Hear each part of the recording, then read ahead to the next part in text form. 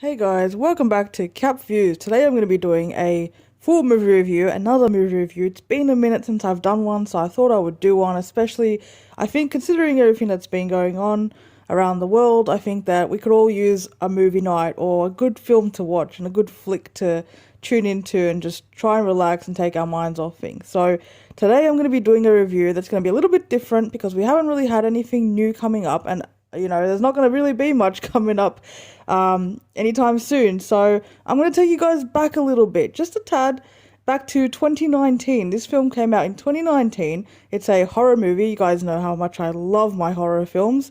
And this movie is called Ready or Not. I don't know if you guys have seen this, but I just watched it and I enjoyed it. So I thought I would give you guys a full review of it. So let's go, like usual, through the pros, the cons, and I'll get to my rating at the end of it. All right, so this film is called Ready or Not. It stars Samara Weaving, which you guys may know from the 2017 film The Babysitter, where it's also basically, I think it's pretty horror as well, but it's got a bit of comedic relief in it, which is similar to this film as well. Also stars Mark O'Brien, who's really good as her partner, basically. These two lead characters, essentially. Andie MacDowell is also in this, she's fantastic. I love Andie MacDowell. I've always been a fan of hers. I think she's really great. It's really nice to see her on the big screen again, especially in a horror film, nonetheless, which is interesting for me because, she doesn't really normally play those types of roles. So this was pretty cool. So basically, again, I'm gonna wave my spoiler flag for you guys. Just getting into it, just before we go forward. I do tend to give out spoilers with my reviews. I do full reviews and there's no filters and it's just my opinion. So I'm going to tell you guys right now there's going to be spoilers. So I'm going to give you guys the main concept of this film. If you want to know what it's about, what's going on, if it's interesting. So basically, this film starts off with Samara Weaving's character and Mark O'Brien's character. They are engaged and they are getting married. The movie starts off with their wedding, basically. And pretty much he is a rich, very wealthy man, very wealthy husband, and he's going to have a very wealthy family that she's going to basically marry into. And he's sort of like, you kind of get weird vibes at the start from the mother and his brother and all that sort of jazz, and it's interesting, definitely, and you can tell something is off right away. But essentially, the concept of the story is that she marries into this family, but there's a kind of a catch where she has to play a game at midnight. And everybody has to play when they marry into this family, and it's a tradition. And this game has sort of been, this family sort of founded their, fortune on games and creating games. And so they play this game, seems innocent enough, of course. But of course, it is not at all. So pretty much the whole concept of this film, without going into the entirety of what happens next as a result of this plot, basically, is essentially that is the plot line. Essentially, basically, anyone who marries into this family has to play this game, and if they draw the wrong card, basically they get hunted down, and this family tries to then kill this person that is trying to marry in. So in this case, it would be Samara Weaving's character. So basically, she marries in, they get married, everything seems fine, and then she has to go and play the game. She pulls a card. She pulls a card called Hide and Seek, and from there on, it's essentially, hide and seek. It's a cat and mouse game. So that's pretty much all I'm going to say about pretty much the whole storyline part of it. Let's move on to the cast. I think Samara Weaving was really, really great in this. I really liked the build-up that they had for the character. I think I like the way that it was also paced quite well. So I think that gave the cast a lot of room to sort of build in and flesh out the characters as the movie progresses. I think she did a really good job. I really liked in particular there were certain scenes that I really enjoyed with her. There was a scene where she falls down in like a barn situation. That was a shocking scene. But when she climbs back up, that was pretty freaking intense. And that's the first time you really start to see her character sort of snap and lose her fucking shit. And show this raw, emotion of fight or flight, essentially, or kill or be killed kind of a thing. And she kind of just stops becoming this innocent, confused, terrified victim, and then tries to sort of fight back, in a sense. And you can see like she's just absolutely terrified. There's also a scene with Adam Brody, who's also in this. There's a scene with Adam Brody where she just is like hyperventilating, and he's just so like nonchalant about it. And I think that she just did such a brilliant job. In fact, I think he did a really good job too, in that particular scene. So there's a few really cool scenes like that. Everybody else in terms of casting, I think, was pretty decent. There are some cast here that I'm not really too familiar with, and I think were sort of like the side cast that didn't need to be really more than what they were. I will say that I don't remember her name. The actress that plays the niece to the crazy old auntie, and also the daughter of Andie MacDowell, she was hilarious. I think that she played her role so well. And she was so funny. I will say, as a horror film though, this movie has a lot of comedic relief. It's pretty fucking hilarious. It had me laughing out loud quite a few times. I wouldn't have called it predictable at all, which is really good and refreshing in a horror film. I will say though, Samara Weaving is an Australian actress, and I will say that there are some dots that I want to connect myself. Maybe somebody else didn't do this, maybe they did.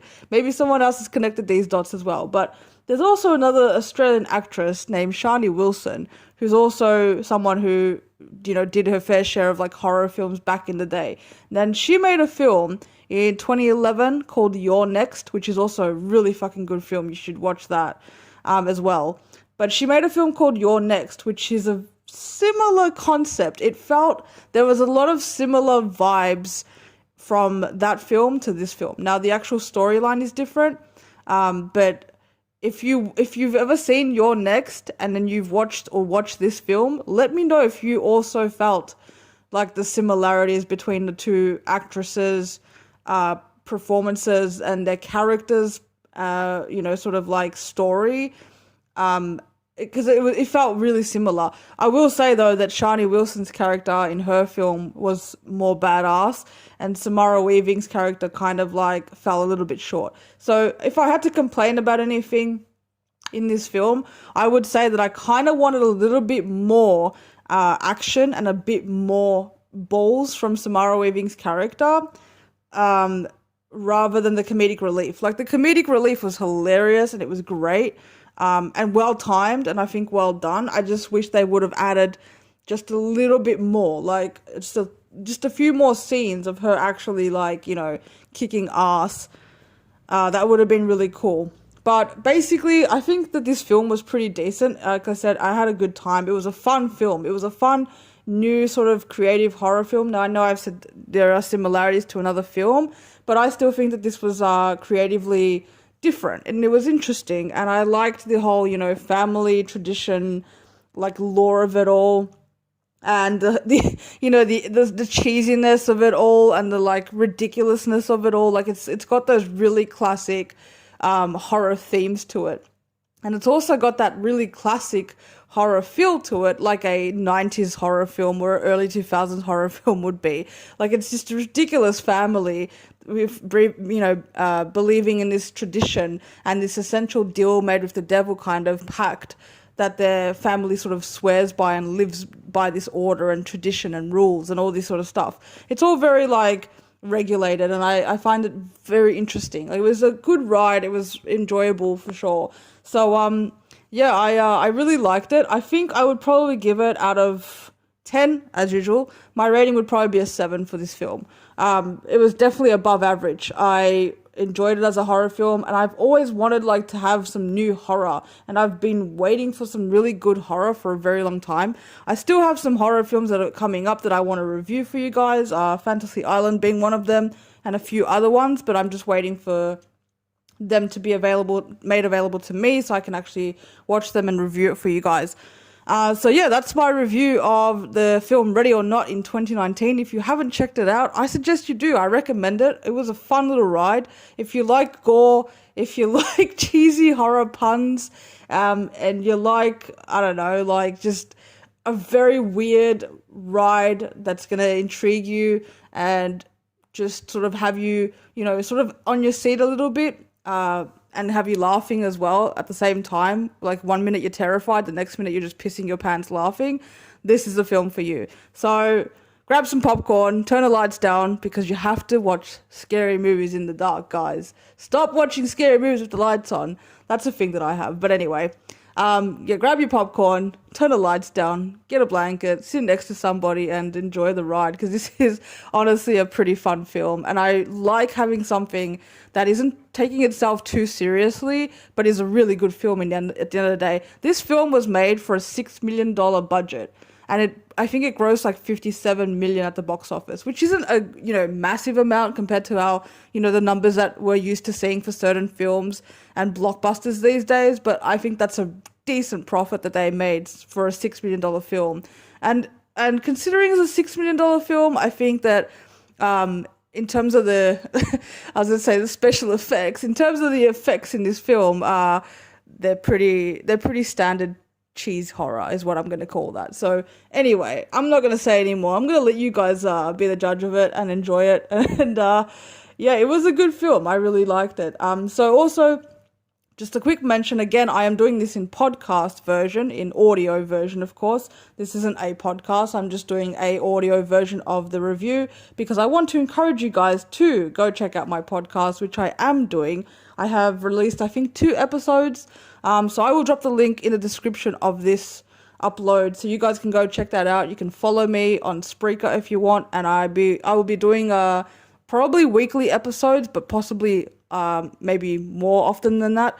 I've already got 2 episodes up. I'm doing like top 10, so I think I did my first actual, speaking of horror films, my first episode was my top 10 horror movies of all time. So if you want to see more and you want to, you watch this, you like my recommendation, maybe you want to see what else I recommend, I suggest you guys go listen to my podcast and yeah, follow me on there, and it's going to be great. I'm really excited to keep the content coming. I have some more topics coming up, and I think the next one is going to be my top 10 Netflix films to watch. So I think that's going to be great, especially like I said at the start of this, for everybody that's sort of stuck at home now and kind of wants something to watch. So go check that out, guys. Go check out this film. Also check out Your Next 2011's Shani Wilson. That was a really good horror film as well. I really enjoyed that. More intense than this one for sure. A lot more scarier and a lot more adrenaline pumping. But this one has the comedic relief in it. So I reckon watch both of them. Why don't you do a double feature blockbuster night? And like I said, grab your popcorn and enjoy the night. So that's me for that, guys. I'm going to bring up some more reviews soon, hopefully. So I hope you guys enjoyed this. Don't forget to smack a like. If you're new to the channel, subscribe. It always helps support the channel. And thank you guys for listening. I'll catch you guys later. Bye-bye.